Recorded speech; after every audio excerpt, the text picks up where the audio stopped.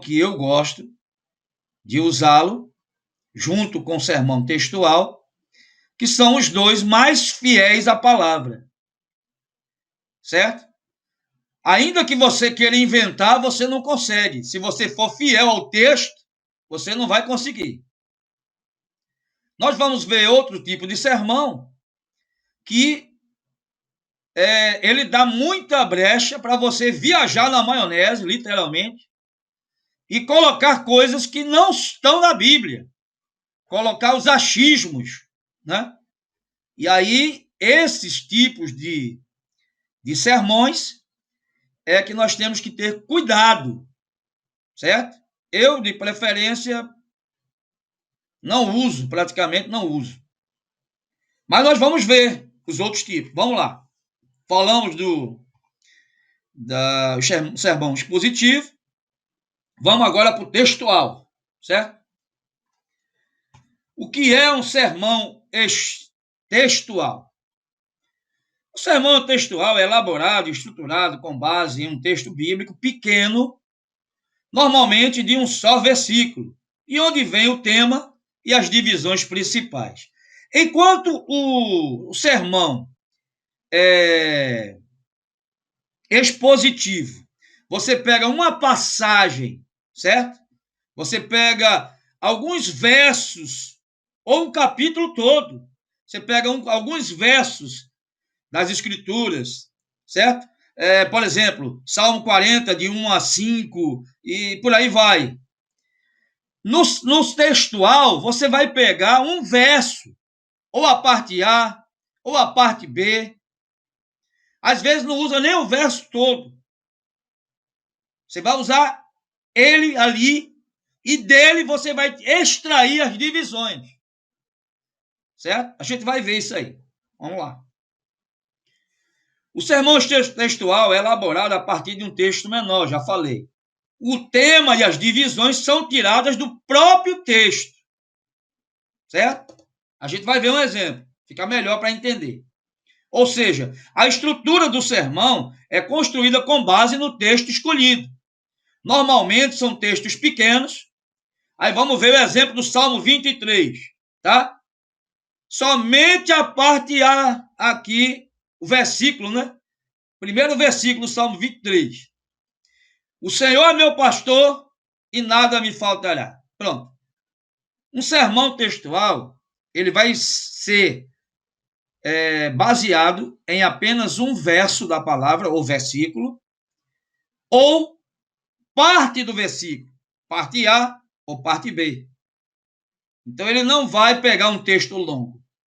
Ele vai pegar apenas um verso, ou um versículo, ou até mesmo a parte A ou a parte B dele, não o versículo todo, tá? Vamos lá, vamos exemplo. Exemplo do textual. O Senhor é meu pastor e nada me faltará. Eu vou preparar um sermão em cima desse texto, tá? Salmo 23, verso 1. Como tema, certo? Eu tenho que extrair o tema e as divisões do texto que eu acabei de ler. Como tema, uma sugestão, bênção do Salmo 23. Uma outra sugestão eu poderia colocar como tema, o Senhor é meu pastor. Poderia ser um tema. Bem, o tema tem que sair do texto que você vai pregar, ministrar nele, em cima dele. O sermão textual é assim. O Senhor é meu pastor, nada me faltará. Então, desse verso eu tenho que tirar o tema. E desse verso eu tenho que tirar as divisões. Tá? O exemplo aqui da apostila, ele colocou como tema bênçãos do Salmo 23. E aí, os tópicos, as divisões do sermão, veja como é simples. Primeiro, certo? Tem sim. Primeiro, ele pega, o Senhor é meu pastor. É a primeira divisão. Aí ele coloca o quê? Relacionamento. Então ele vai desenvolver o sermão dele na primeira parte, depois da introdução, ele vai desenvolver falando sobre relacionamento com Deus. Quando ele diz que o Senhor é o meu pastor, o Senhor é aquele que cuida de mim, o Senhor é aquele que está comigo, o Senhor é aquele que é presente, o Senhor é aquele que é fiel, o Senhor é aquele que é meu amigo, o Senhor é aquele que se relaciona comigo. Ele está falando de relacionamento. Depois ele vai para a segunda parte. Primeiro ele pega, né? O Senhor é meu pastor, o Senhor é o meu, não é nem pastor, é o meu, certo? Meu amigo, meu companheiro, meu ajudador, meu guia, meu mestre, meu pai, mas está falando de relacionamento. A segunda parte do texto que ele pega para fazer a outra divisão é meu pastor. Meu pastor traz segurança. Quando eu digo meu pastor, eu estou dizendo que sou uma ovelha que tem um pastor. Ou seja, se eu tenho um pastor, significa que eu estou sendo cuidado, que eu estou sendo protegido, que eu estou sendo amado, discipulado, ensinado, corrigido. O pastor não vai deixar que nada de mal me aconteça. Então, quando eu digo que o Senhor é o meu pastor, eu estou falando, em primeiro lugar, de relacionamento, segundo, de segurança. Isso nos traz segurança. E em terceiro, nada me faltará. Isso está falando de quê? De provisão. Eu tenho um relacionamento com Deus, esse relacionamento me traz segurança, e essa segurança me traz provisão, porque ele não vai me deixar faltar nada. Ele vai suprir as minhas necessidades. Não essas loucuras aí que esses camaradas falam aí da teologia da prosperidade. Não. Mas o Senhor nos garante que as nossas necessidades básicas serão supridas. Quais são as necessidades básicas? Alimento. Eu acredito que ninguém aqui ficou sem fazer uma refeição hoje. Vestes.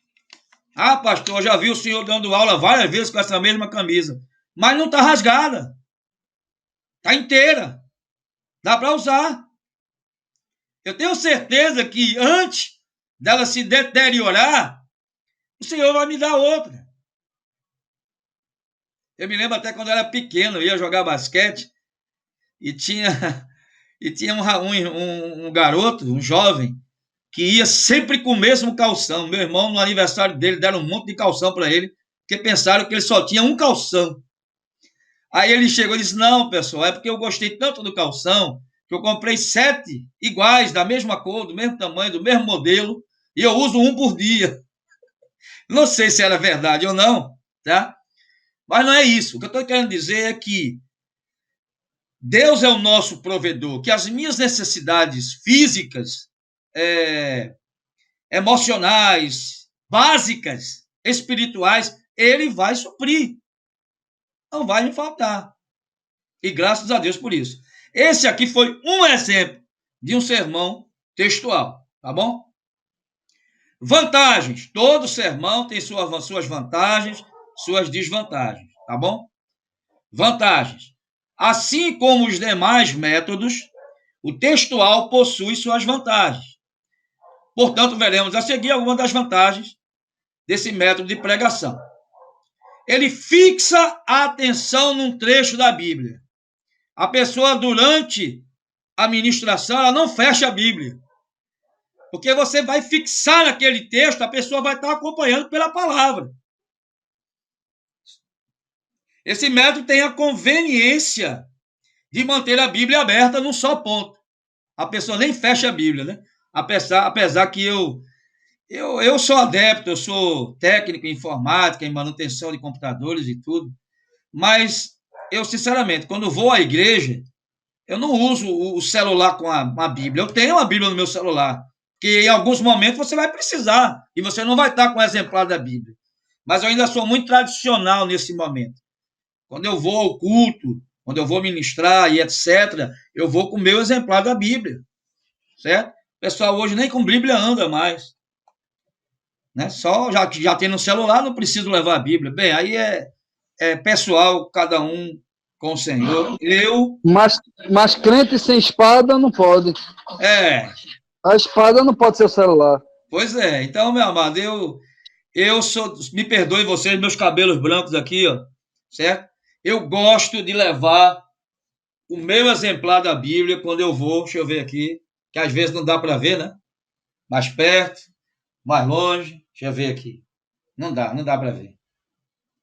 Não dá para aparecer. Pronto, apareceu um pouco aqui, ó. Então, eu gosto de levar um exemplar da Bíblia. Eu tenho várias Bíblias, inclusive eu tenho a minha primeira Bíblia. Tá sem capa, sem contracapa, mas eu tenho, certo? Vamos voltar aqui ao assunto. Prende as pessoas naquele texto, porque as divisões estão no texto base que foi escolhido. O pregador pode usar outros textos da Bíblia apenas para reforçar uma divisão. Então, por exemplo, se eu quero reforçar a divisão aqui, o exemplo do Salmo 23, eu quero reforçar relacionamento, eu posso pegar um texto da Bíblia que reforce a necessidade e a importância de um relacionamento com Deus. Não posso fugir disso. Eu posso pegar um texto que reforce a segurança que sentimos quando temos esse relacionamento com Deus. E eu posso pegar um outro texto, na outra divisão, na última, na terceira divisão, no caso do exemplo aqui, que fale da provisão de Deus para a minha vida. Certo? Então, eu posso pegar textos da Bíblia que não são do Salmo 23, verso 1, para reforçar as minhas divisões. Eu posso, mas o texto tem que ter a ver com as divisões, com o tema e com o texto básico que você escolheu. Você não pode fugir disso. E aí, Iago? Alguma pergunta? Vamos ver. Não, né? Tá. Vamos ver aqui outro exemplo. Alguém falou? Irmã Celina? Não, né? Vamos lá. Um outro texto aqui, por exemplo, certo? Entrega o teu caminho ao Senhor, confia nele e ele tudo fará. O texto e as divisões têm que sair desse texto base. Um tema sugerido, que ele colocou aqui, foi os 3 estágios para a vitória. Bem, alguma travada aí. Vamos ver. Vamos ver aqui outro. Alguém? Não, né? Vamos lá.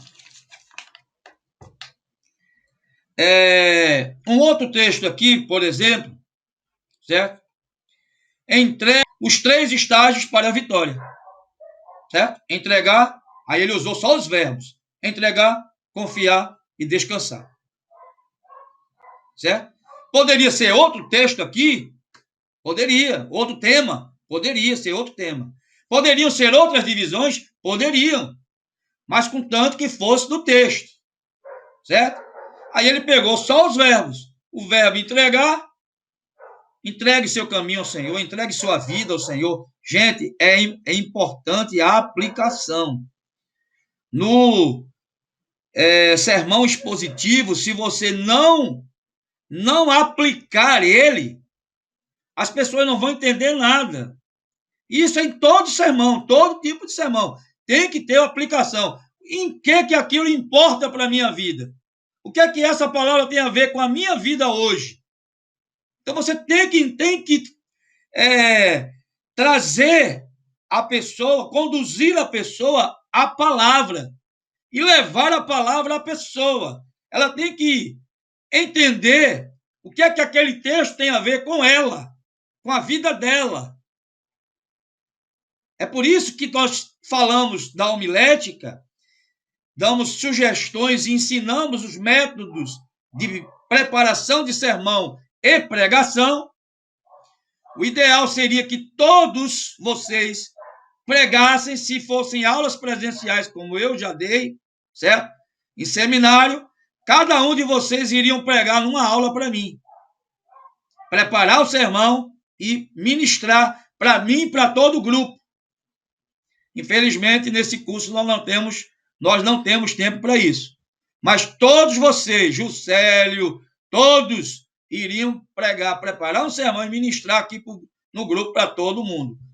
Se eu fizesse isso, seriam aí em cerca de 20 a 30 aulas só para vocês fazerem isso. Não temos condições. O curso básico não nos dá essa... como é que eu posso dizer? Não nos dá esse prazer, né? Então, seria ideal vocês praticarem. Eu pedi para você preparar um sermão. Mas o ideal, eu acho que eu vou fazer isso. Boa ideia. Iago falou uma boa ideia. Cada amado que está fazendo o curso vai gravar um vídeo de, no mínimo, 10 minutos. Inventa não. Cada irmão, aluno do curso Instituto Bíblico Atos, aluno da matéria... Tiago está falando isso porque ele já entregou o dele. Já! Aí não, agora... não. A nota dele vai ser apagada agora. Não é 2 pesos, 2 medidas, não. Olha aí, pessoal. Então, todos, certo? Vão gravar um vídeo de 10 minutos a 20, não precisa ser grande. Quem já preparou e mandou o sermão, vai gravar o vídeo em cima do sermão que você mandou, para poder completar a nota. Tá bom? Se quiser mudar o sermão, vai ter que mandar um outro sermão. E vai gravar o vídeo em cima daquele sermão que você mandou. E aí, juntando a teoria com a prática, eu vou dar a nota. A nota de homilética está cancelada para quem já entregou. Certo? Joselita. Está cancelada para quem já entregou, tá? Cada um vai gravar um vídeo de 10 a 20 minutos. Prepara o sermão e manda o vídeo para mim da pregação daquele sermão. E a nota vai sair daí. Amém? Faça isso não. Deixa só escrito mesmo. Não. Tá feito. Agora vamos lá, vamos continuar. Os 3 estágios para a vitória, né? Foi o tema que ele escolheu. E ele pegou apenas os verbos. Você pode fazer isso. Como as divisões do sermão dele. Certo? Entregar, confiar e descansar. E aí você vai aplicar, como eu estava dizendo, né? Jejua aí, Luiz, jejua. Gente, vocês não vão pregar para mim, não, pelo amor de Deus. Pregue como se vocês estivessem falando para pessoas, entendeu? Ou na sua igreja, ou num grupo, entendeu? Ou para uma pessoa que não conhece a Cristo. Não pregue para mim, não queira me agradar, não vão querer que o pastor vai me dar nota, tem que fazer, prega. Não, seja você mesmo, faça do seu jeito. Eu não estou preocupado se você vai usar palavras bonitas, difíceis, use uma linguagem simples, certo? E não tenham medo, porque eu não vou analisar nada disso. Eu só quero saber se o que você vai falar está de acordo com o que você escreveu e está de acordo com o texto que você propôs e as divisões. Se tudo aí tiver beleza, tranquilo, 10 para todo mundo. Tá, vamos lá. Entregar, confiar e descansar. Aí você vai lá, olha, você tem que confiar em Deus. Você tem que confiar nele, tem que acreditar nele, tem que ter fé nele. Certo? Aí você já pega um gancho para a terceira divisão. E o que é ter fé? Ter fé é descansar no Senhor. Olha aí, é confiar no Senhor. Certo? Então, esse foi o texto, o tema sugerido e as divisões sugeridas. Poderiam ser outras? Poderiam. Tá? O sermão textual é o mais fácil de preparar. Isso aí é sem dúvida. Normalmente as ideias estão visíveis no texto, já estão lá, eu não tenho que inventar nada. E às vezes as divisões podem ser as mesmas palavras do texto. Geralmente são. Espera aí, o que foi que Luiz aqui falou? Esse negócio universal é verdade. Segundo as traduções das palavras gregas e hebraicas. Depois tu fala melhor, Luiz, que agora eu vou perder o raciocínio, tu fala comigo e tira essa dúvida tua aí. Eu não entendi agora. Vamos lá, para eu não perder o raciocínio, certo? Então, ele é um texto, ele é um sermão fácil de fazer, as divisões e o tema saem do próprio texto que você escolheu, não tem que inventar nada, certo? Normalmente, os textos utilizados no sermão textual são os que têm afirmação bem diretas e que produzem ideias nítidas, como foi o caso do Salmo 23, como foi o caso do outro texto que a gente viu. Aí, mais um exemplo aqui, ó, 1 Pedro 2,9, certo? Já um texto, é um texto já maior, tá? Vamos lá, 1 Pedro 2,9. Mas vós sois a geração eleita, o sacerdócio real, a nação santa, o povo adquirido, para que anunciei as virtudes daquele que vos chamou das trevas para a sua maravilhosa luz. Tema, ele colocou aqui os privilégios divinos dos cristãos. Poderia ser o privilégio de ser um cristão, certo? Poderia ser Deus nos chamou para ser o quê? Sacerdócio real, nação santa, certo? Povo adquirido. Você poderia escolher um outro tema, mas tem que sair do texto o tema, certo? E as divisões também. Aí, qual foram as divisões que ele botou? Primeira divisão, geração eleita. Aí ele vai falar, explicar o que é uma geração eleita e aplicar. Segundo, sacerdócio real. Terceiro, nação santa. E quarto, povo adquirido. É por isso que eu digo, não é uma obrigação que sejam 3 tópicos. Podem ser 2, podem ser 4, certo? Agora, um texto grande demais, com muitos tópicos, temos que ter ideia o seguinte, vai ficar cansativo para quem está ouvindo. E a pessoa, depois de 40 minutos de pregação, principalmente aqueles que não são cristãos, que estão visitando a igreja, depois de 20 minutos eles já apagam. Eles já não entendem mais nada, eles já não conseguem se concentrar. Então, a pregação ideal está entre 30, né, de um domingo à noite, por exemplo, entre 30 a 40 minutos, com oração, apelo, seja lá o que for.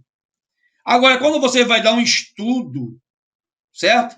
Na EBD, um seminário, um congresso e etc., aí você pode esticar a palavra 1 minuto, uma aula, você pode, 1 minuto não, 1 hora, você pode esticar, dar 1 hora de aula, certo? Porque aqueles que estão assistindo são todos cristãos, estão acostumados. E a palavra, ela é gostosa, ela é saborosa, você vai saboreando, você vai viajando, é agradável, não se torna cansativo, certo? Mas para aqueles que não são cristãos, 1 hora não tem condições, eles não vão nem ficar dentro da igreja, eles vão sair antes. Então, nós temos que ter o discernimento, pedir a Deus esse discernimento e saber qual tipo de sermão eu vou usar em determinada situação. Você é convidado para ministrar num culto de quarta-feira à noite. Se na sua igreja for um culto de ensino, tá? Doutrina é palavra, é ensino da palavra. Doutrina não é usos e costumes, nem achismo. É o estudo da palavra. Aí você não vai pregar 1 hora, porque numa quarta-feira, no outro dia, o pessoal vai trabalhar, vai estudar. Você prepara ali 30 minutos, 40, no máximo, 30 minutos seria o ideal. Certo? Aí você vê o tipo de sermão melhor, que se enquadra naquilo que você vai ministrar, ou naquilo de quem lhe convidou, pedir para você ministrar sobre algum assunto, então você vai procurar o melhor tipo de sermão e ver o tempo que vai ser necessário para você expor o sermão, tá bom? Se é um domingo à noite, bem, domingo à noite eu tenho que pregar um sermão expositivo, textual, não dá para ser outro tipo de sermão, certo? Porque eu tenho que perceber o seguinte, que vão ter muitos visitantes, mesmo que só tenha um visitante na igreja, que não seja cristão, o meu objetivo, o nosso objetivo é alcançá-lo. Você vai edificar toda a igreja com a palavra. Todos são edificados. Nós, quando estamos preparando o sermão, nós somos edificados. Somos abençoados. Mas nós temos que pensar sempre naquele que é novo convertido ou que não é cristão, que está visitando. Se for muito demorado, muito longo, muito cansativo, ele vai se perder, ele vai cansar, ele não vai conseguir captar e vai perder a finalidade. Tá? Tem que ter cuidado com isso. Vamos lá. No caso aqui, ele usou as divisões geração eleita, sacerdócio real, nação santa, povo adquirido. Uma outra vantagem, ele ajuda o ouvinte a acompanhar a ideia. Você vai viajando junto com o ministro, o pregador. As várias partes da mensagem estão próximas, dentro do próprio texto. E isso facilita o acompanhamento pelo ouvinte. Tá? Aí tem outro exemplo aqui. João 3,16, né? Ele pega o verso João 3,16. Jesus disse, ou disse-lhe Jesus, eu sou o caminho, a verdade e a vida. Então, do texto, ele já tirou o tema. Ele colocou, Jesus é tudo na vida do crente. Poderia ser outro, tá?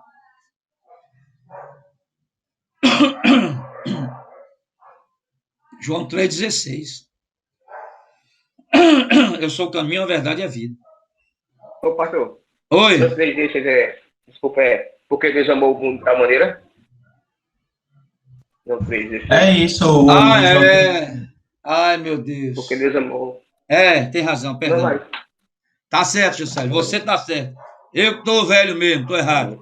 Obrigado. Não, problema. Obrigado. Não é João 3,16, não. É João 14,6. Amém? Acertei agora, Iago? Amém. Pronto. Então, Jesus diz em João 14... Jesus diz em João 14,6, eu sou o caminho, a verdade e a vida. Ele não coloca nem o complemento do texto, ele só coloca a parte A. Porque Jesus diz no complemento, né? Na segunda parte, Jesus diz, e ninguém vai ao Pai senão por mim. Ele só usa, para você ver o exemplo, como eu falei, ele usa somente a parte A do texto, do verso. Eu sou o caminho, a verdade e a vida. Ponto. Colocou como tema Jesus é tudo para o crente. E as divisões, ele pegou caminho, verdade e vida. 3 palavras que estão na primeira parte do verso, e ele vai aplicar, fez as suas divisões em cima dessas 3 palavras e vai aplicar em cima, o sermão em cima dessas 3 palavras. Jesus é o caminho para o céu, a verdade que liberta e a vida que salva. Foram as divisões que ele tirou. Poderia ser outras. Tá? Poderia só ser Jesus é o caminho, Jesus é a verdade, Jesus é a vida.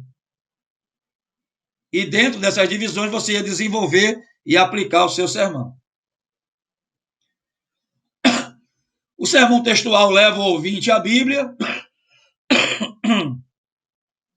Em vez de a Bíblia apoiar o assunto, o próprio assunto sai da Bíblia, diminuindo, portanto, o risco de secularismo ou de assuntos não bíblicos.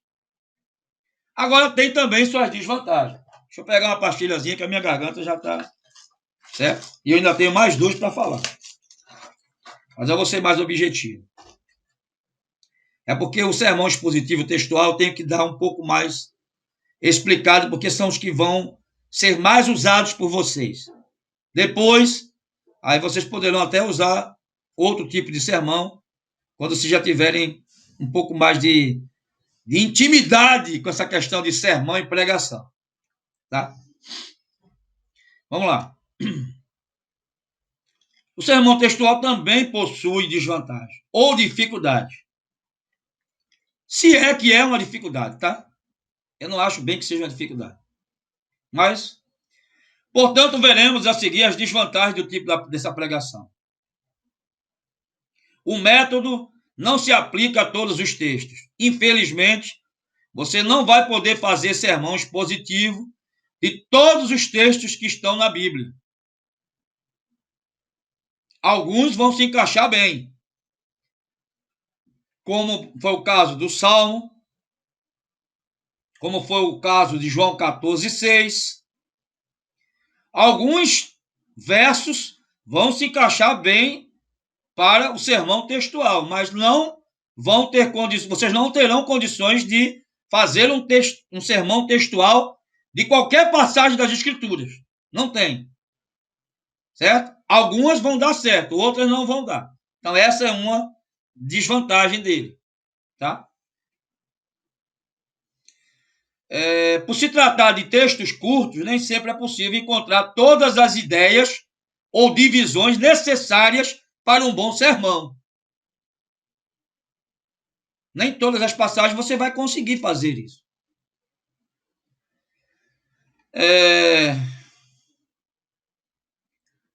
Deixa eu ver o que é mais importante aqui. Também há um pouco de dificuldade na aplicação do texto. Como o texto é pequeno, pode limitar muito o espaço para a aplicação das ideias na vida prática.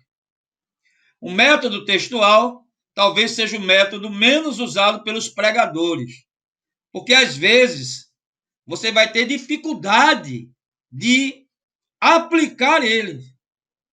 Por exemplo, você pega Jesus, João 14:6. Jesus é o caminho, a verdade e a vida. Talvez, se você não tiver muito conhecimento da palavra, não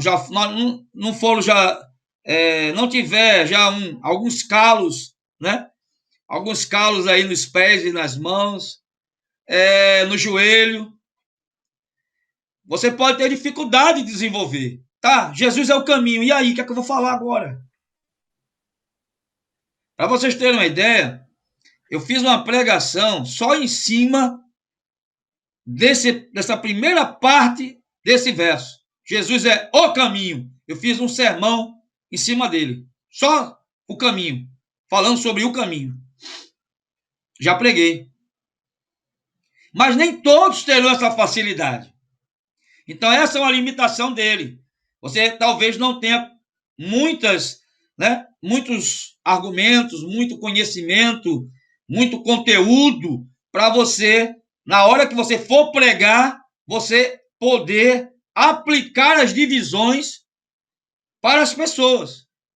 Talvez você tenha um pouco de dificuldade, tá?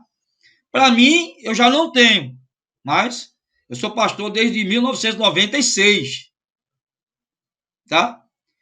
Conheci o Senhor em 1990. Então, se eu não soubesse também, né, desenvolver um sermão textual, aí misericórdia.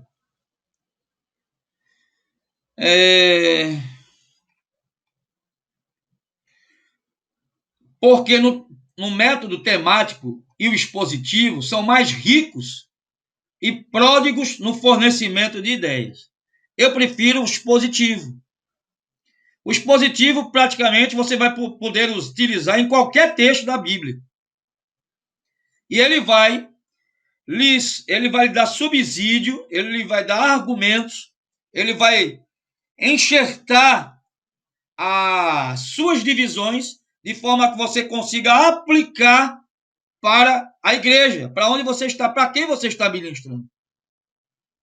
O textual já é mais difícil de você aplicar. Pois é uma das dificuldades, aplicar a hermenêutica nesse texto, no sermão textual. A hermenêutica, a exegese. Portanto, tudo depende da preferência e da habilidade do pregador. É aí onde eu falo, a habilidade vem com o tempo. Eu, novo convertido, pregava com menos de um mês, evangelizava na rua, no carnaval do Recife, pessoal pulando frevo e eu pregando. Agora, evidentemente, que eu não sabia o que era sermão expositivo, textual, não sabia como como pregar, como falar. Eu pegava um verso ali, lia, dava o meu testemunho, sei lá o que é que eu falava naquela época, mas não era, claro, como hoje.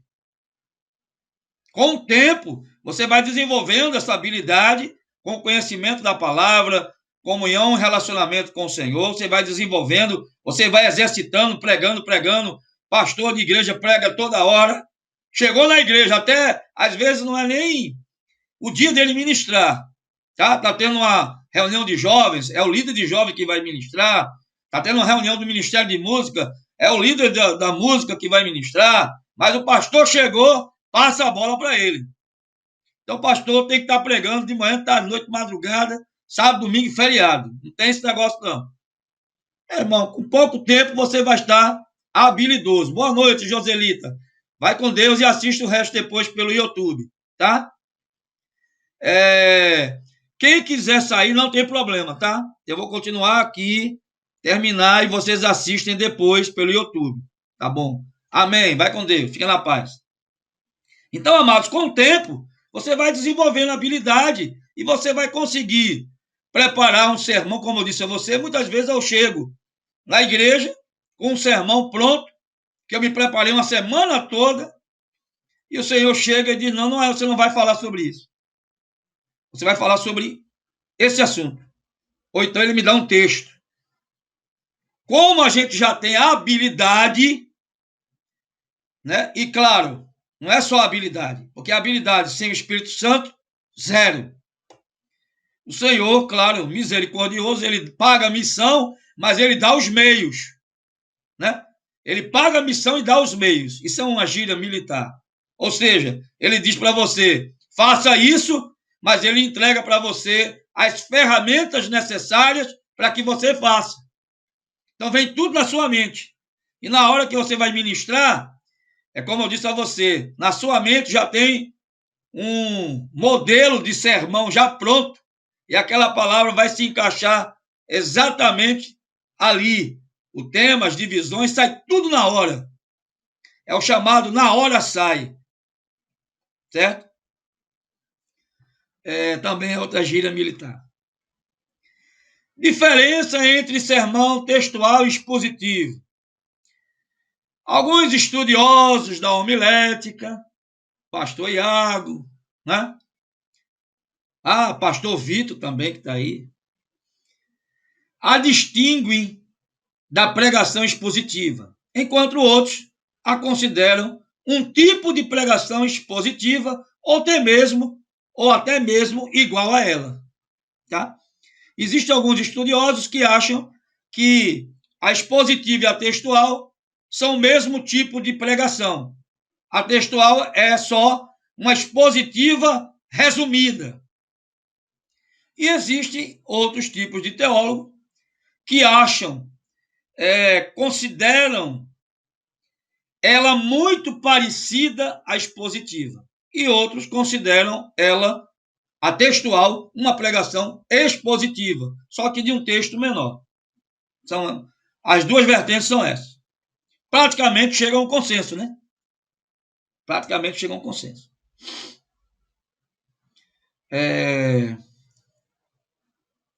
Outros argumentam que a amplitude da passagem a ser pregada determina se ela será um sermão textual ou expositivo. Se o texto é pequeno, textual. Se o texto é maior, expositivo. Mas eles também acreditam, certo? É o que Mônica falou aqui.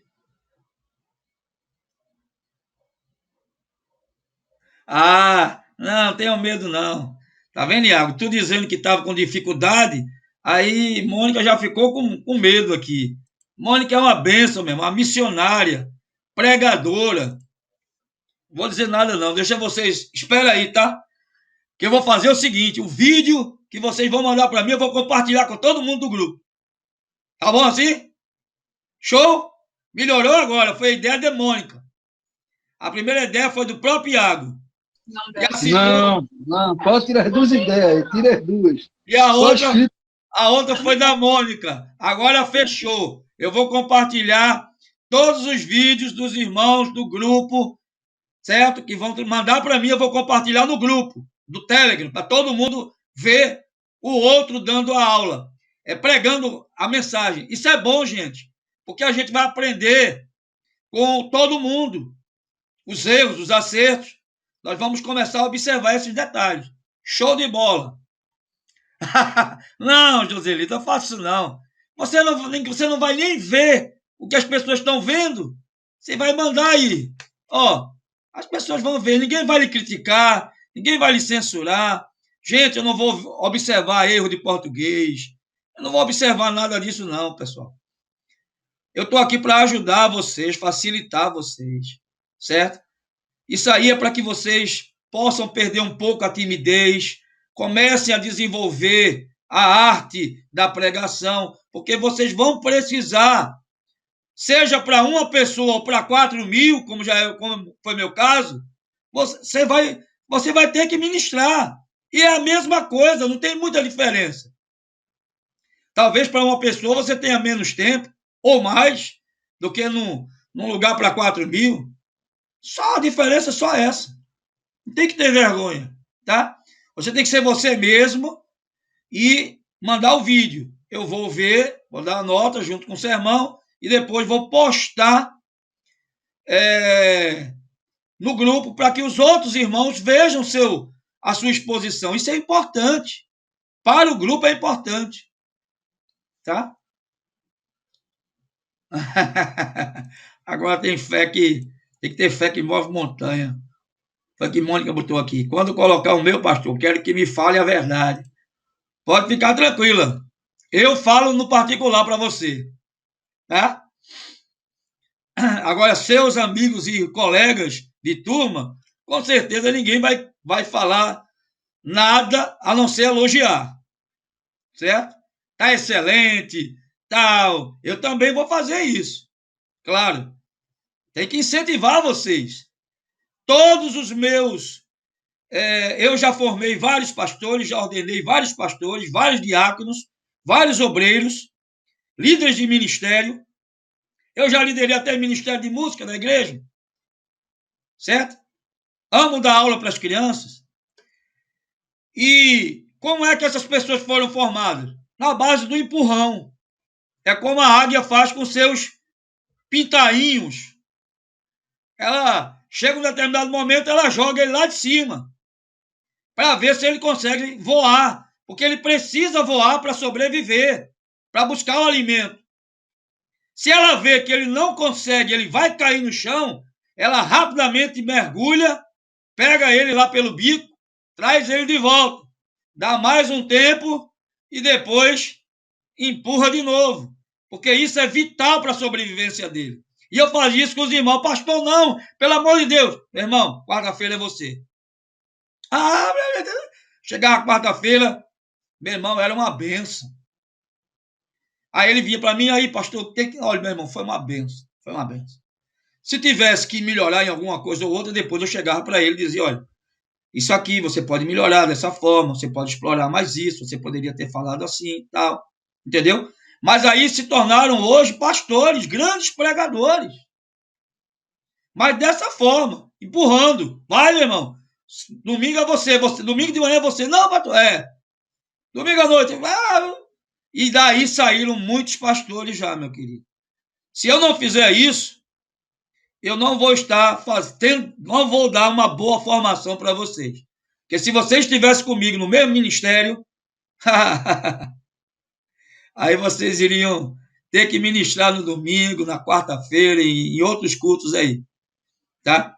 É claro que eu vou começar por um culto, não é que seja menos importante, todo culto é importante, mas eu começo por aqueles cultos que têm menor frequência, certo? Geralmente é o da quarta, do domingo pela manhã.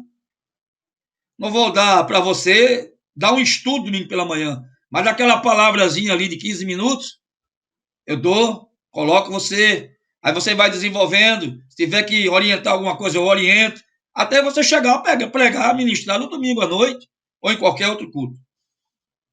Santa Ceia, coloca os irmãos para ministrar Santa Ceia, coloca um diácono para falar sobre o pão, o outro para falar sobre o vinho, um para orar pelo vinho, outro para orar pelo pão. Às vezes, os pastores é que vão servir os irmãos, e nem os diáconos não vão servir. O normal é o diácono servir. Mas já teve culto que eu disse, não, quem vai servir sou eu hoje, eu e minha esposa. E se tivesse outros pastores ali, como era o caso, outros pastores que eram meus auxiliares, eles também, juntos, nós íamos com as esposas e servíamos a igreja e os diáconos. Porque nós também somos servos. Pastor é servo, nada mais é do que servo. Não é título, tá? Não é cargo. Pastor é uma função, que é servir. Servir. Nada mais. Agora, para a questão de administração da igreja, a gente coloca pastor, né? E aí vem outro, tem igreja que tem presbítero, outra não tem, diácono, obreiro, cooperador, enfim, missionário. Isso aí é por uma questão de organização, de estrutura da igreja, para ela funcionar. Mas, agora de título, eu vou contar uma coisa para vocês aqui, embora o tempo está passado, mas como eu já liberei vocês para a hora que vocês quiserem sair, vocês podem sair. Eu estava em 2008, no Rio de Janeiro, fazendo um curso de especialização na área de ensino, no CEP, lá no Rio de Janeiro, na praia do Leme, praia do Leme. De um lado é Copacabana, do lado de, né, para quem está de frente para o mar, do lado direito. E do outro são dois quartéis, o Forte de Copacabana e o Forte Duque de Caxias, que é no Leme. Como é que é, Mônica, você estou aqui? Não, eu sou de Olinda, Mônica. Só que em 2008 o Exército me mandou para fazer um curso lá no Rio de Janeiro. Conheci sua cidade. Conheci lá o Camelódromo, né? E um shopping que tem ali, próximo ali da praia de Ipanema, esqueci o nome. Shopping Sul, não sei, não lembro mais. Foi em 2008, já tem um tempinho, né?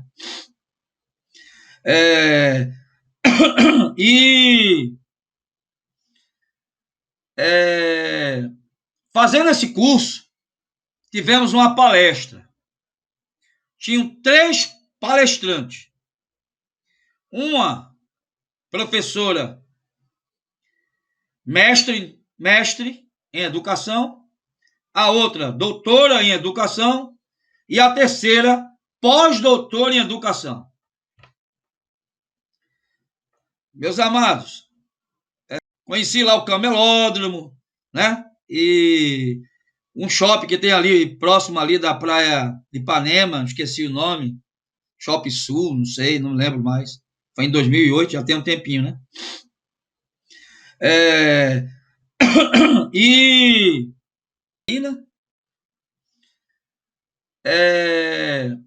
Fazendo esse curso, tivemos uma palestra. Tinham 3 palestrantes. Uma, conheci sua professora, ela era mestra, né? A doutora deu uma mais ainda, mais rebuscada, mais difícil, de maior. Como é que eu digo a palavra, meu Deus? Fugiu agora aqui. O entendimento era mais difícil ainda do que a que era mestre, certo? A doutora, a que era mestre. Palavra rebuscada, você tinha que ter um dicionário do lado para entender o que ela estava falando. Quando começou a pós-doutora, ela falou, era uma senhora de idade, as outras 2 eram mais novas. Eu acho que tinha idade de ser minha avó. Mas ela falou numa linguagem tão fácil de entender, tão simples, que todos entenderam o que ela falou. Todos que saíram daquele seminário sobre educação, daquele congresso, né? Seminário não, congresso de educação, saíram ali, como é que eu posso dizer, com a alma lavada quando ela ministrou. É como se eu dissesse assim, poxa, eu sou ser humano como ela. As anteriores falaram Elas não eram seres humanos, elas eram super seres, certo? A pós-doutora falou numa linguagem simples, uma linguagem de fácil entendimento. Todo mundo entendeu o que ela falou. Ela saiu aplaudida. Todo mundo foi tirar foto com ela. Eu fui também. Ela poderia falar e dar uma palestra de excelente nível. Só que a preocupação dela não estava em ela apresentar o conhecimento dela, mas em sim fazer com que todos os ouvintes entendessem o que ela estava querendo transmitir. E é isso que nós, quando tivermos na posição dela de dar uma palestra, de ministrar uma reflexão, uma palavra, um estudo, nós temos que falar numa linguagem que todos entendam. Uma linguagem mais simples possível, como eu falei para você. Mesmo que na sua igreja, ou no culto, ou no grupo que você vai ministrar, tenham doutores, pós-doutores, mas se tiver pessoas que só têm primeiro grau, segundo ou analfabeto, você tem que falar numa linguagem que todo mundo entenda. Do analfabeto até o doutor, pós-doutor. Se você fala na linguagem do pós-doutor, ninguém vai entender. Só o pós-doutor. Então fale na linguagem do analfabeto. Porque aí todos com certeza entenderão. Tá? Pastor, o Josenberg está com uma levantada e tem 2 perguntas no chat. Faz aí para mim, Iago, qual a pergunta? Josenberg, fala primeiro que está com uma levantada. Fala aí, Josenberg. Não, eu bati sem querer, você não vai perguntar não. Hã? Baixou? A pergunta é do irmão José. Ele pergunta o seguinte: Pastor, quando você pregou com um tema só, se torna mais difícil? Por exemplo, o caminho você passeou em outros textos da Bíblia referente à palavra caminho? Não, não, Juscelio, eu não passeei em texto da Bíblia, não. Eu fiz o seguinte, o caminho. O que é que significa um caminho? Um caminho é um lugar por onde várias pessoas podem passar, animais. O caminho te leva a algum lugar, não leva? Leva. Que lugar? Que caminho você está andando e aonde ele vai te levar? E por aí vai. Entendeu? Sair pegando algumas definições sobre o que é o caminho para aplicar na vida de todos e fazer com que todos entendessem que só existe um caminho que nos leva à salvação e a Jesus. Entendeu? Então foi mais ou menos isso que eu fiz. Não me lembro aqui, porque já fazem muitos anos, não me lembro se eu usei algum outro texto para reforçar. Entendeu? Não me lembro. Mas eu busquei bastante conteúdo sobre o significado da palavra caminho. E comecei a fazer perguntas. O caminho leva você aonde? Para que serve o caminho? Quem anda por ele? Aí existem vários tipos de caminho. Existe caminho cheio de buraco, certo? Cheio de buraco. Existe estradas asfaltadas, existe estrada de areia, existe estrada de pissarra, que é aquela pedrazinha com areia. De nada, Juscelio. Pode fazer pergunta à vontade, você é uma benção. E eu comecei a falar. Que tipo de caminho você está andando?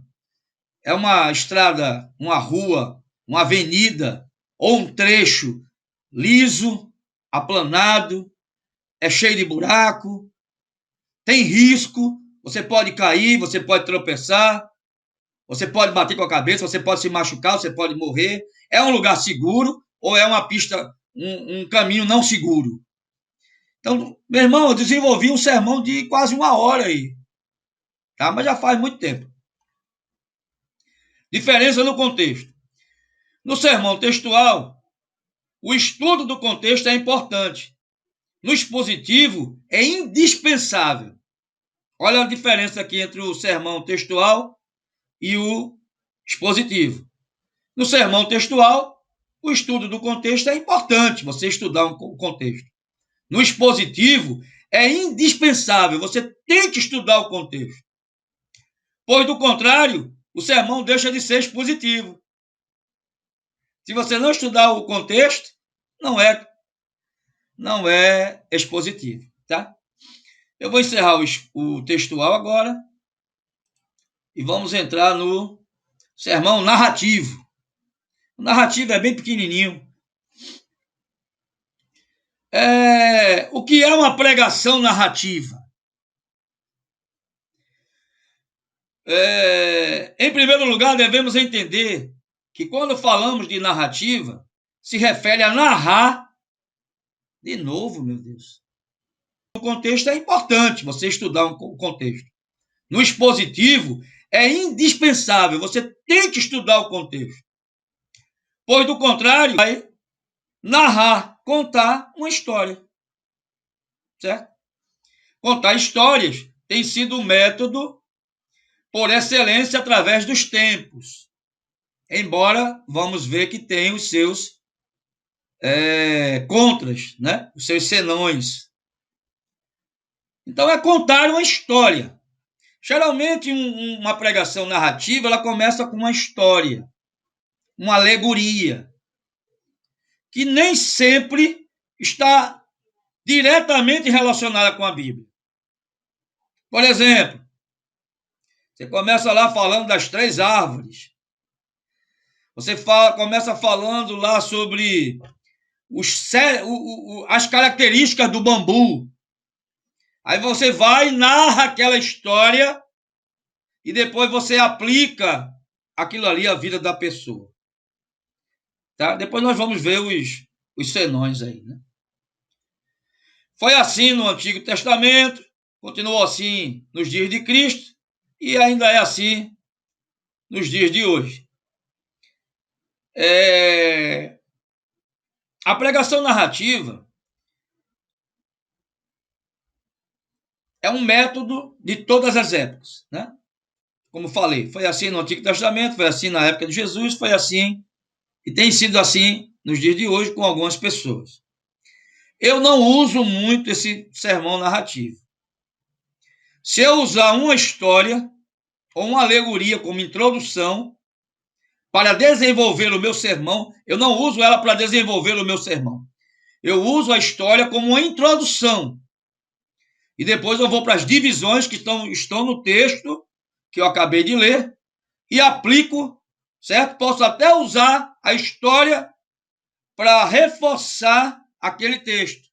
Por exemplo, pastor Zimar hoje usou a figura do elefante para introduzir vocês na matéria hermenêutica e exegese. Certo? Ele usou uma figura, uma historinha pequenininha, mas que introduziu todo mundo na matéria dele. Então eu às vezes faço isso. Eu uso uma história, mas o meu sermão não vai ser só a história. Tá? Graça e paz, boa noite, Rosenberg. Assiste depois lá. Então não uso só a história como a pregação. Como Jesus usava. Ele usava parábolas, né? Contava histórias, mas ele também aplicava, certo? Aplicava a vida das pessoas. Então ele usava alegorias para falar de verdades espirituais. Tá? Eu não vou dizer que não é a minha praia esse tipo de sermão. Não é a minha praia. Eu, às vezes, uso uma história como introdução do meu sermão. Não como próprio sermão. Não como tipo de sermão. Tá? Narrativa está dizendo, você vai contar uma história. E vai pegar aquela história e aplicar para a vida das pessoas. Certo? Como é, Juscelio?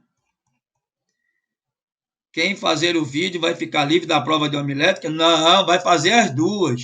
Vai preparar o sermão e me enviar certo? Beleza, Mônica, vai com Deus, boa noite, fica na paz. Você vai preparar o sermão e mandar, e vai gravar um vídeo do sermão que você preparou, e vai me mandar também, um vídeo de 10 minutos a 20, no máximo, tá? Os dois. Deixa eu ver aqui o que é importante dentro ainda do tipo de sermão da pregação narrativa. Bem, ele tem um poder, né, de conexão, de conectar as pessoas, porque as histórias, às vezes, têm a ver com o que as pessoas estão passando no seu dia a dia, certo? Então, há uma conexão para quem ouve. Pastor, as parábolas de Jesus podem ser consideradas um sermão narrativo? Sim. Sim. Histórias criam um elo de conexão entre quem conta e quem as ouve, certo? Independente da diferença racial, social, cultural. Por mais diferentes que sejamos, as histórias têm o poder de conectar as pessoas por meio de um vínculo que é comum a todos. Somos todos humanos. Boa noite, Iago. Somos todos Não, humanos. eu dei boa noite à Mônica. Hã? Não entendi. Não, dei boa noite, não, dei boa noite à Mônica. Ah, tá. Boa noite, Mônica. Deus te abençoe aí. Eu já tinha falado, né? Mas tudo bem. Vamos lá. Por mais diferente que sejamos, as histórias têm o poder de conectar as pessoas por meio de um vínculo que é comum a todos. Somos todos humanos. Com tudo que isso tem de bom e de ruim. Então, as histórias, o que é que acontece quando você está narrando uma história? As pessoas começam a se identificar com a história. Poxa, eu passei por isso. Eu estou passando por isso. Eu estou vivendo isso. Então, cria aquele elo, tá? E as pessoas começam a se identificar com o que você está narrando. Não que isso não aconteça com outros tipos de sermão. Quando você aplica, elas também vão se identificar com a passagem das Escrituras. Mas a história, a narrada, tem essa particularidade, tá? Isso significa que todos nós vivenciamos experiências semelhantes, como sucessos e fracassos, surpresas e decepções, amor e ódio, alegria e tristeza, amizades e inimizades, vida familiar e profissional, enfim. Contar uma história, ou então uma ilustração que envolva qualquer aspecto da vida, conecta o orador e os ouvintes no conhecimento de que juntos partilham a mesma humanidade, certo? O poder da conexão. Era isso, Iago, que o Senhor Jesus fazia. Ele vivia num contexto de quê? De pescadores, de pessoas simples. Tinha também aqueles que tinham um pouco mais de estudo, né? Que tinham comércio, comerciantes. Mas ele procurava histórias que tivessem a ver com o dia a dia daquelas pessoas para poder ensinar verdades espirituais, que se ele fosse fazer um outro tipo de pregação, as pessoas não poderiam não entender. Então ele usava uma pescaria como uma história, certo? Ele usava coisas simples do cotidiano das pessoas para ensinar verdades espirituais. Porque se ele falasse de pronto, muitas pessoas não iam entender. As analogias também são assim. Você vê, por exemplo, a conversa dele com Nicodemo. Nicodemo era doutor da lei. Ele era doutor da Torá. Mas quando Jesus chega para ele em João capítulo 3 e diz para ele que é necessário nascer de novo, ele se perde. Ele era doutor da lei, mas não sabia o que era nascer de novo. E está escrito lá em Ezequiel 36, 26, 27, o que é novo nascimento. Está na Torá. Aliás, a Torá é só o Pentateuco, né? Mas está no Velho Testamento. Então, queridos, Jesus usava, sim, esse tipo de de sermão, e ele criava uma conexão com as pessoas, que as pessoas viam que ele era igual. Ele estava falando de coisas que elas viviam no seu dia a dia, coisas práticas, próximas. E isso facilitava o entendimento de verdades espirituais que ele sempre trazia junto com as histórias. Como é, Juscelio? É bom pregar um sermão focado na área que as pessoas estão mais precisando. Tipo, assim, fosse pregar um sermão, que Jesus é a solução para todos os problemas justamente nesse período de pandemia. Quando você vai ministrar, você ora. E o pastor, no caso específico do pastor, ele conhece suas ovelhas. Ele sabe, né? Ou o Senhor coloca no seu coração o que as pessoas precisam ouvir. E ele também aproveita, Iago, como você falou, esses momentos. Por exemplo, pandemia, com certeza seria um assunto bem mencionado, bem falado, certo? Lá na igreja, certo? Então, datas festivas, datas comemorativas, ele aproveita tudo isso, certo? Por exemplo, você está no dia, na época da celebração da Páscoa, então, o pastor vai aproveitar e vai pregar um sermão sobre a morte e ressurreição de Jesus, sobre a obra da cruz. Se você está num final de ano, ele vai ministrar uma palavra sobre o nascimento de Jesus, a vinda de Jesus, o propósito dele ter nascido. Ele aproveita esses momentos, certo? E isso é importante. Tem alguém ligando para mim, não vou poder atender agora. Não sei também se é do grupo. Deixa eu ver se tem mais alguma coisa aqui mais importante. A pregação pode tocar o inconsciente da pessoa, certo? Histórias têm o poder de impressionar a mente consciente e inspirar o inconsciente. Aqui já entra a psicologia, né? Nós temos o consciente, o inconsciente e o inconsciente profundo.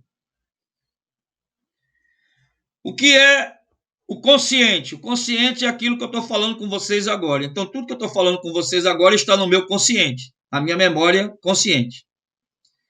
Coisas que estão no inconsciente. Vamos lá. São coisas que nós sabemos e estão arquivadas na nossa memória. E para você chamá-la, digamos assim, à memória, você vai ter que ir lá buscar na gaveta, na prateleira que ela está guardada. Se você me perguntar agora a data do seu nascimento, não estava no meu consciente. Tá? Não estava. Estava no meu subconsciente. Quando você me pergunta a data do meu aniversário, eu sei. Mas eu tenho que ir lá no meu arquivo e pegar ele. E tem coisas que estão no inconsciente profundo. O que é inconsciente profundo? São coisas que nós sabemos, que está registrado na nossa memória, mas a gente não consegue ter acesso a elas. Por exemplo, se você me perguntar se eu me lembro do parto, do dia do meu nascimento, eu não vou me lembrar. Mas está registrado na minha memória. Está no inconsciente profundo. Se você perguntar se eu me lembro da minha gestação como foi, eu não vou lembrar. Muitas coisas, né, do passado até recente eu posso esquecer. Não me lembrar. Isso aí está no inconsciente profundo. Tá? Só para ter essa noçãozinha rápida aí. Básica. Vamos ver se tem mais alguma coisa importante. Desperta a atenção, as carências emocionais. O sermão narrativo, ele tem um poder de levar as pessoas ao riso, à alegria e ao quebrantamento, ao choro, certo? Se ele for bem aplicado. Mas também acontece nos outros sermões. Porque quando eu estou pregando um sermão textual ou um sermão expositivo, eu vejo que a congregação, em alguns momentos, estão rindo com alguma coisa que eu mencionei, eu falei, explanei, e quando a gente observa, geralmente ali do meio para o final da pregação, a igreja está toda chorando. Mas quem é que faz isso? É o Espírito Santo, não sou eu. Eu não tenho poder de fazer isso, de forma alguma. Eu tenho esse poder. Então, é o Espírito Santo que faz isso. Pode acontecer em qualquer tipo de pregação. Essa pregação textual, ela tem essa característica específica, mas não significa que nas outras as pessoas não sejam tocadas e conduzidas às emoções. São também conduzidas, tá? E para a gente terminar, o sermão temático. Como já diz a própria palavra, o sermão temático é sobre um tema. Geralmente ele é usado quando você vai ensinar. Por exemplo, a nossa matéria é o quê? Homilética. Então, tudo que eu falei durante essas aulas sobre homilética está tudo relacionado no tema, que é a homilética. Tudo que eu estou falando aqui, os tipos de sermões, como aplicar e etc., tudo está relacionado ao tema homilética. O sermão temático, ele vai se deter ao tema e ele vai desenvolver aquele tema, certo? Vamos lá. O sermão temático é aquele que parte de um tema ou assunto. O pregador procura textos em vários lugares da Bíblia para suas divisões e apoiar os assuntos escolhidos. Em outras palavras, primeiro vem o tema, depois vem os textos bíblicos junto com suas divisões. Tá? É o mais fácil de ser preparado, porém, existem cuidados que precisamos tomar, porque é o mais perigoso. É o que mais você pode fugir da palavra. Ele é perigoso por conta disso. Porque pode se tratar de um sermão em que se usa vários textos para as divisões, corre-se o risco de fugir da verdade central do texto. Como você vai pegar vários textos para suas divisões e para reforçar as suas divisões, você pode pegar algum texto que não tenha nada a ver com o tema. Esse é um dos perigos e dos cuidados que nós devemos ter no sermão temático. Tá bom? Um exemplo de sermão temático, ele escolheu um tema, certo? Com certeza, é verdade. A pregação fica bem melhor quando usa mais textos da Bíblia. É uma pergunta, né? Porque tem gente que se prega mais um noticiário que aconteceu recentemente ou algo tal. Você pode, Juscelio, pegar um noticiário, certo? Um fato, como o Iago falou, o caso que nós estamos vivendo hoje no mundo todo, que é o da pandemia. Você pode pegar isso aí. Mas você não pode fugir, no caso aqui do temático, você não pode fugir do tema. Todos os textos que você for usar tem que ter a ver com o tema. Todos os exemplos, jornal que você for ler, notícia, seja o que for, tem que ter a ver com o tema. Certo? Tem que haver com o tema. Aí você pode me perguntar, Iago botou aqui, o sermão temático é bom para EBD, né? Isso. Certo. É melhor para EBD. É melhor para estudos, para ensino, para congresso. Certo? É melhor para esse tipo de assunto, né? Você pode... Uma pregação, para que ela seja boa, não tem que ter muitos textos. Entendeu, Juscelio? Você pode até usar, além do texto principal, usar alguns textos para reforçar suas divisões. Mas não necessariamente tem que ter muito texto. Porque muito texto requer muita aplicação. E você vai terminar se perdendo ou ficando longo demais.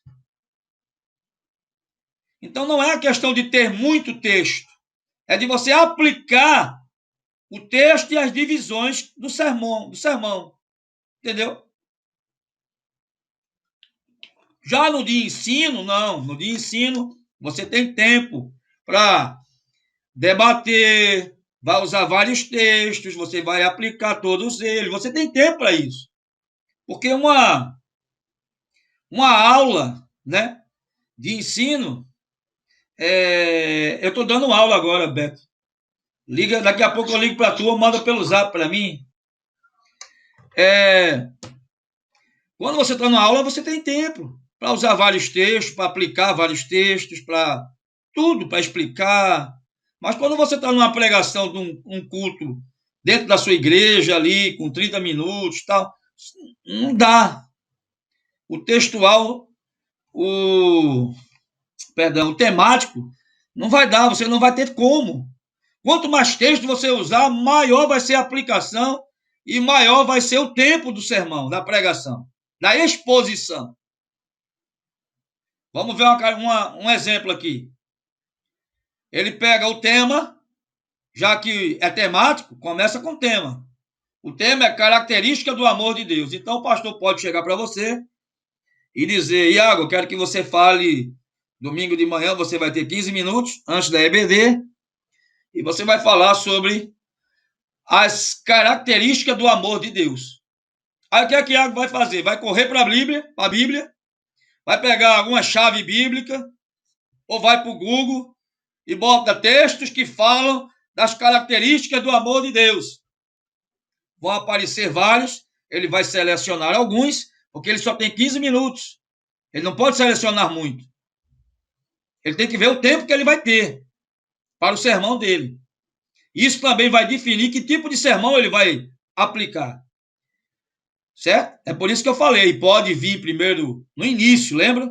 Pode vir primeiro o tema, pode vir primeiro o texto, para você procurar o tema e as divisões. Ou pode vir o tema, para você procurar o texto e também as divisões. Então, pode vir das duas formas aí. Característica do amor de Deus. Aí ele foi lá, ó, ele pegou um texto de Jeremias 31:3, o amor de Deus é eterno. Ele pegou um texto de Deuteronômio 7:8, o amor de Deus é soberano. Ele pegou um texto de Efésios 2:4, o amor de Deus é grande. E ele pegou um texto de João 13:1, o amor de Deus é imutável. E aqui ele vai desenvolver o sermão dele, o sermão temático. Por que temático? Porque começou com um tema. A partir do tema vieram os textos e as divisões. É por isso que ele se chama temático. É interessante. Essa é a característica de uma pregação temática, focar no tema. Você não pode, de forma alguma, certo? Fugir do tema. Vamos ver mais um exemplozinho aqui. O tema, altares na Bíblia. Alguém lhe deu esse tema, ou Deus lhe deu, ou alguém lhe deu esse tema para você desenvolver. Então você vai procurar na Bíblia textos que falem de altares. E desses textos vão surgir as divisões. Certo? Aí aqui, por exemplo, altar de Abraão, Gênesis 12, 7 e 8. Altar de Isaac, Gênesis 26, 25. Altar de Jacó, Gênesis 33, 20. Altar de Balaão, Números 23, de 1 a 29. Altar de Josué, Josué 8, de 30 a 31. E você vai desenvolver, cada divisão dessa você vai desenvolver. Vai aplicar para as pessoas. Vai fazer a aplicação da palavra. Pode ver, veio o tema, você foi atrás dos textos, os textos trouxeram as divisões. E a partir daí você vai desenvolver e aplicar para a vida das pessoas. Vantagem do sermão temático. Vamos lá. Variedade de assuntos. Você pode falar sobre qualquer assunto. Iago, eu quero que você fale sobre amor. Juscelio, eu quero que você fale sobre verdade. Joselito, eu quero que você fale sobre perdão.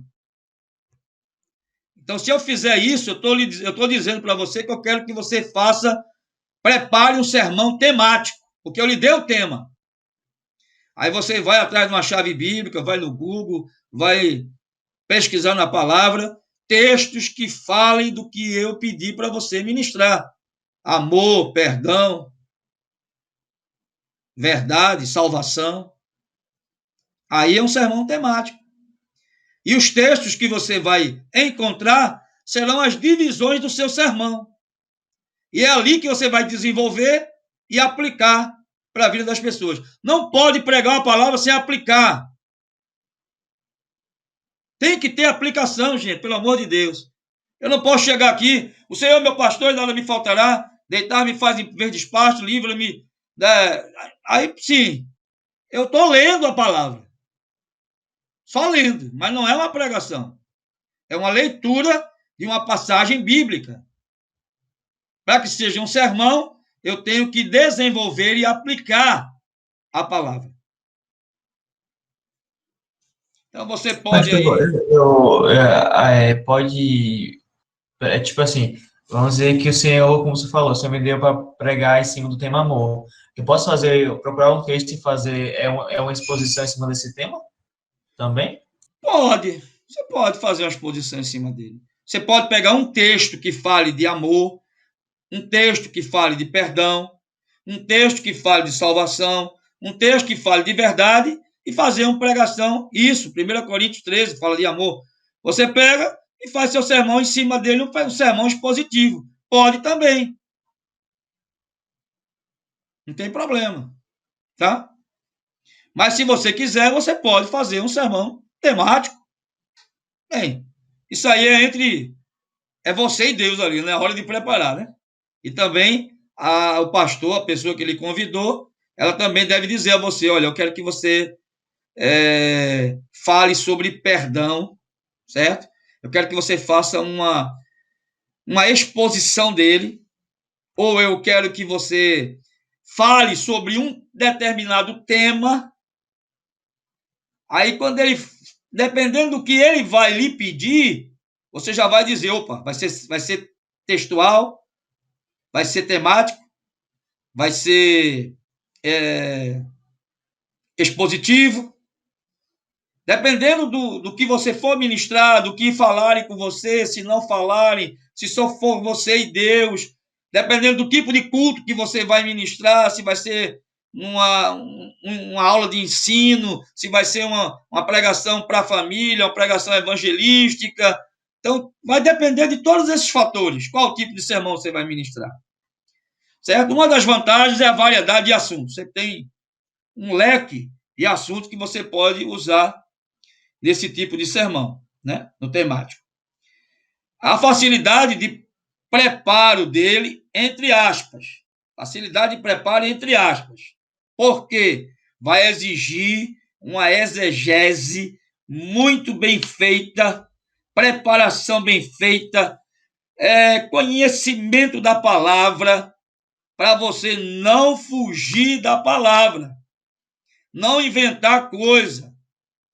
A Thompson é ótima, porque ela é toda em temas, né? Ela é em temas, em cadeias, isso. Então, você tem que conhecer a palavra, estudar a palavra, fazer uma exegese do texto, para você não falar besteira ou heresia, e para não fugir do tema. Então, requer um estudo muito bem feito antes de você ministrar ele. Você prepara o sermão, estuda bastante para você ir lá ministrar. Você não vai chegar numa aula, numa EBD, com um texto, e você não conhecer. As pessoas vão começar a fazer pergunta e você vai ficar perdido. Certo? Então, tem que ter conhecimento da palavra, tem que fazer uma boa exegese, tem que ter pesquisa, tem que ter.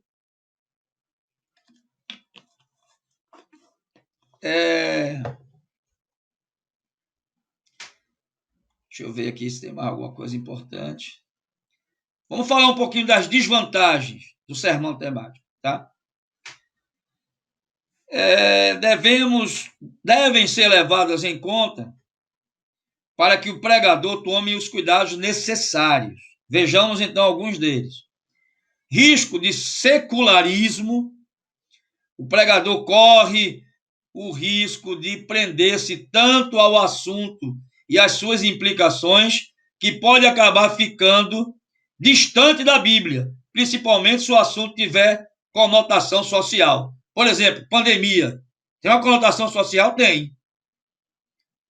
Então você tem que ter muito cuidado para não fugir da palavra. Certo? Estou terminando, Iago. Pode fazer exercício aí para despertar um pouco, estou terminando. Mais uns 5 minutos no máximo. Terminando. Então você tem que ter cuidado para não fugir da palavra, não falar coisa que não tem nada a ver. Já que a variedade de temas, cuidado com o secularismo, cuidado para não colocar coisas, certo? E a cadeira na posição certa. Cuidado para você não acrescentar coisas ali ao seu sermão e na pregação, certo? Que venham a fugir da palavra, tá? Vamos ver quem foi que falou aqui. Juscelio, pastor, repita, por favor. Depois, sermão expositivo, me esqueci. Fugiu da memória. Eita, agora ficou difícil, Juscelio. Eu não sei o que é que você perguntou agora. Mas depois você me fala no privado que eu lhe explico, tá bom?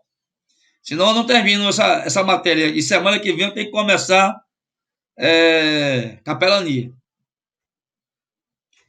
O risco de intelectualismo. Olha aí o que eu já falei, venho falando desde o início. A preocupação excessiva de expor determinado assunto e de explorá-lo ao máximo pode fazer com que o pregador fique só no plano das ideias, então distante das necessidades humanas. Então o camarada pode viajar tanto, certo? Que ele pode falar muitas coisas, ter um conteúdo muito bom, uma bagagem muito boa, um conhecimento muito bom, mas ele não vai aplicar aquilo, certo? As pessoas não vão entender, então ele corre esse risco de ficar no plano das ideias, distante das necessidades humanas, ou seja, distante da aplicação do texto. Distante da aplicação. É preciso cuidar para que o sermão não fique só na teoria, mas tem que chegar no dia a dia das pessoas, na prática. O que é que o Luiz, a Celina, a Joselita, o que é que o Juscelio está falando ali no púlpito? O que é que isso tem a ver comigo? O sermão tem que responder essa pergunta. O que é que essa palavra que está sendo ministrada tem a ver com a minha vida hoje? Então nós temos que ter o cuidado para a gente não ficar só na teoria. A gente tem que também ir para a prática. O sermão tem que ir para a prática, certo? Risco de indolência. A câmera parou de novo. Vamos lá, vamos ver se volta. Voltou, pronto. Essa vez nem parei a gravação. Risco de indolência. Pode ser um método fácil. Há risco de o pregador negligenciar o estudo mais profundo. Então nós temos que ter cuidado. É mais cômodo reunir vários versículos da Bíblia sobre determinado assunto, sem se aprofundar em nenhum deles, do que estudar profundamente o significado de um único texto. Então, é melhor que você não pegue, como respondendo àquela pergunta anterior do Juscelio, não pegue muitos textos, mas os que você pegar, você se aprofunde, estude bastante para aplicar, do que você pegar muitos textos, não se aprofundar neles e não aplicar eles. Certo? Então, meus amados, o restante aqui, vocês podem ler o material que eu enviei para vocês. Pode falar, Iago. Aí na apostila fala de... Peraí, deixa eu ler aqui novamente. Cadê? Ela fala do sermão bibliográfico. Qual é esse sermão? No finalzinho dela, é? É. Depois que fala dessa questão das desvantagens. Peraí, viu? Deixa eu dar uma olhada aqui, porque nem eu li, mas não lembrei agora. A conclusão é? Depois desvantagens. Logo depois. Depois das desvantagens. Então, deixa eu ver aqui.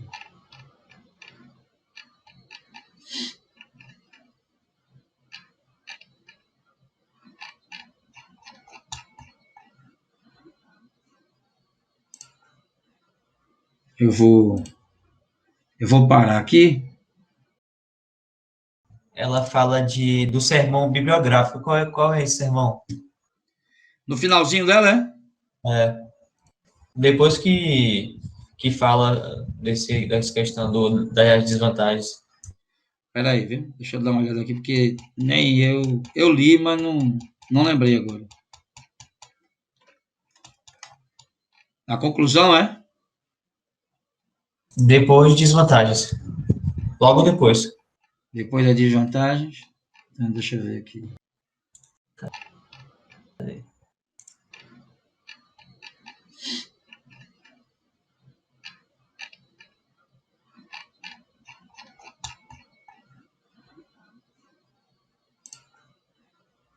Eu vou parar aqui. Ela fala do sermão bibliográfico. Qual é esse sermão? Falar sobre a vida do profeta Elias. É um sermão temático. É um sermão temático. Só que você não vai usar apenas alguns textos da Bíblia para criar suas divisões e aplicar. Você vai falar da vida do personagem. Às vezes, você vai usar vários livros da Bíblia. Se você for falar de Moisés, por exemplo, você vai usar vários livros da Bíblia.